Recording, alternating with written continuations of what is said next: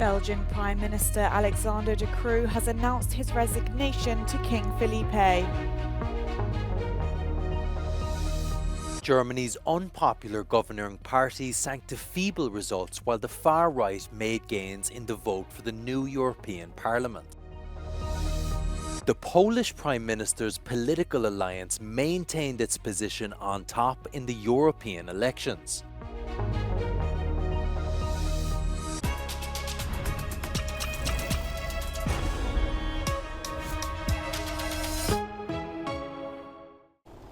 Belgian Prime Minister Alexander De Croo has visited King Philippe at the Royal Palace to announce the resignation of his government.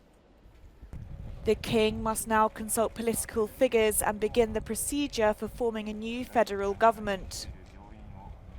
De Croo's resignation follows his party, the Open Flemish Liberals and Democrats, crushing defeat in Belgium's regional, national and EU elections on Sunday.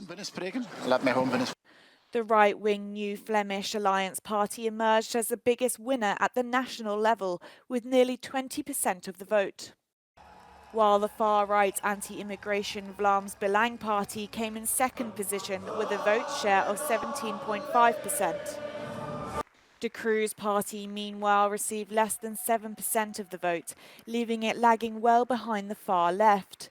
But speaking after the results, Prime Minister De Croo remained positive about the future of his party. Beste vrienden, wij liberalen, wij zijn strijdvaardig. En we zijn weerbaar. En ik ben ervan overtuigd, wij zullen er opnieuw staan. Ik heb de voorbije weken ongelooflijk veel jong talent gezien.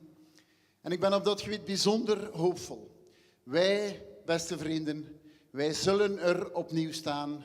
Beste vrienden, we will be back. Sterker dan ooit. Dank u wel. De Croo's visit to the palace will be followed by a meeting with the presidents of the House and Senate. Consultations will then begin with the first series of party presidents. Parliament, the 10th legislature will hold. The far right may have made gains in last night's elections, but the centre-right still holds on to power. According to the figures, the Christian Democrats of the EPP, the Social Democrats and the Liberals of Renew continue to drive politics in the chamber. However, this alliance also has its own flaws. Ils sont divisés sur les principales questions, notamment tout ce qui peut être économique et social, tout ce qui a trait au pacte vert, à la transition climatique. Et là, les alliances, au cas par cas, selon les textes, peuvent bouger. On peut avoir les Verts qui rejoignent les sociodémocrates, voire les libéraux. On peut avoir le PPE, le centre-droit, qui irait vers ECR, c'est-à-dire les conservateurs et nationalistes. Et au gré des textes, on pourrait voir des majorités qui changent. C'est ce qu'on a vu dans le Parlement précédent. Ça pourrait être un peu plus accentué sous ce Parlement-là. If the centre of the political landscape holds, the EPP could be tempted to move closer to the radical right and extreme right, represented by the Conservatives, Reformists and the Identity and Democracy group. This option, however, would be complex to implement. There's two options. There's either a coalition with the EPP, the Renew and the ECR, so let's say a center-right coalition, or a right coalition, which would include the Christian Democrats and the two far-right parties, ECR and ID. I see both problems with both, because the center-right coalition, here Renew has already announced that it won't work with the far-right, so this is politically impossible, even if it would be possible by numbers. And then the right coalition, so the EPP and the two far-right parties, here I see an issue because the EPP, while Ursula von der Leyen has said that she would work with the ECR, she has excluded to work with the ID. One issue is the distribution of the 100 or more non-attached MEPs who do not belong to any group. These members have the potential to join up with far-right parties.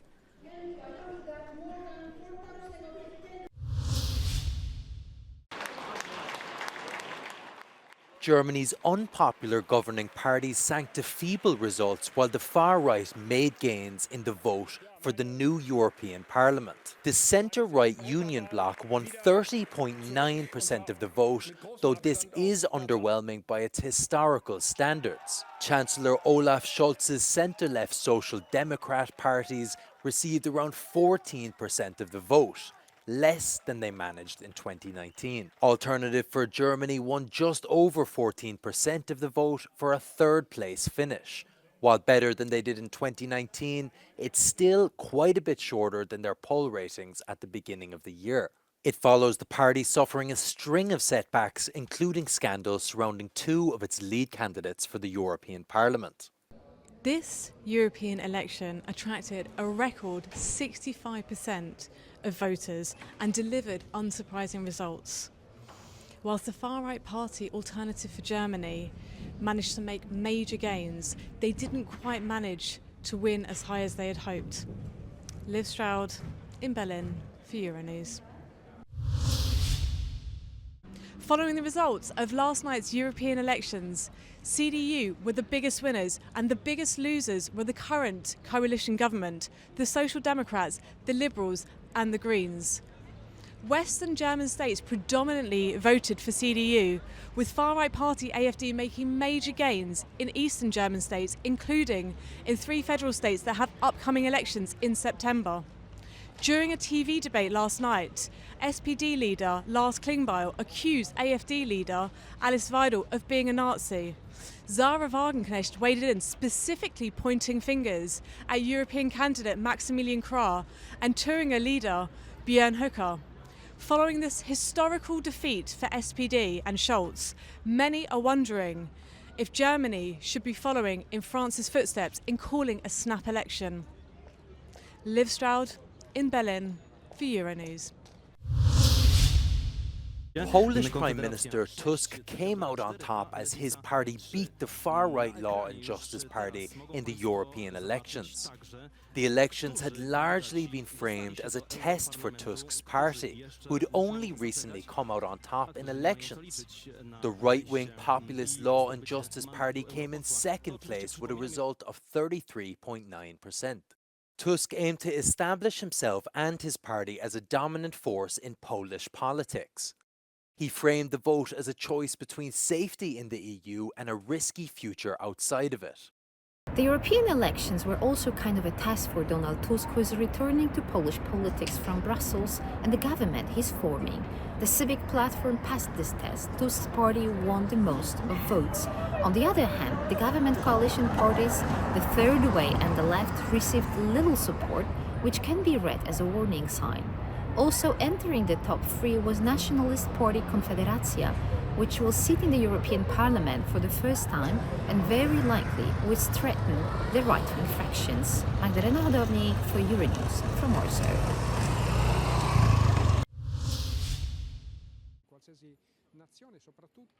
Italian citizen Ilaria Salis will be released from detention in Hungary thanks to her election as an MEP. The 40-year-old teacher spent 15 months in jail after being accused of assaulting far-right demonstrators in Hungary. She's facing up to 20 years behind bars. However, she always maintained her innocency. The case made the headlines after the woman appeared in court handcuffed and chained. Following a public outcry, Rome summoned the Hungarian ambassador and eventually obtained Salis be moved to house arrest. The woman has been elected with the Green and Left Alliance party and will be able to be released thanks to MEP immunity.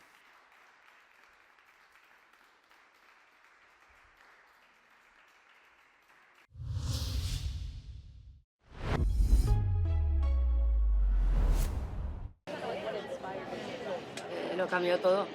No hay nada igual que antes, nada, absolutamente nada. Desde mi propia concepción como persona a la forma de afrontar las cosas, lo cambia todo, o sea, no hay nada igual. Hace 8 meses que es como una persona totalmente diferente. Yo ya no soy yo, soy otra versión de yo. El cambio tan drástico que genera en la persona y en su entorno. Es muy diferente. Laura, who's a doctor, was diagnosed with stage 3 breast cancer. She's had 3 operations as well as chemo and radiotherapy. Meanwhile, at 62, Pedro has survived lung cancer, but he's paying a heavy price for it. Las secuelas que me dejó radio y quimio, pues fue toda la vez, es las uñas que las tengo como partidas, no puedo abrir bolsas, no puedo abrir nada, no tengo tacto. Yo ahora para mí es todo suave, todo lo veo suave. Siempre llevo las manos como si fuesen mojadas, ¿no ves? Sacadas de la ducha. Luego, pues las quemaduras del sol.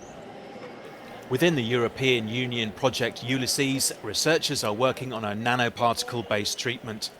So far tested against pancreatic cancer, one of the deadliest forms of cancer, it's aimed at triggering the rejection of the tumour by the human body in a kind of a vaccine effect.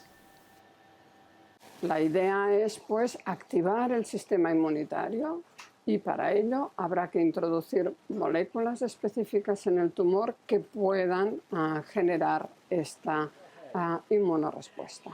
Crucial for this is the delivery of genetic material to the tumour cells, a role played by nanoparticles similar to those used for the COVID-19 vaccines, which are being developed in the Laboratory of Molecular Biology of the Oncology Institute of Valencia. Esta vacuna es eficaz en el cáncer de páncreas, nos podría abrir una nueva oportunidad terapéutica a otros tipos de tumores que también están causando mortalidad y que actualmente pues, no tienen opciones de cura. If the treatment works, it alone would be a milestone for science and research, Lopez Guerrero says. And as only the tumour cells would be targeted by the immune response, the side effects of current treatments such as chemo and radiotherapy would be greatly reduced.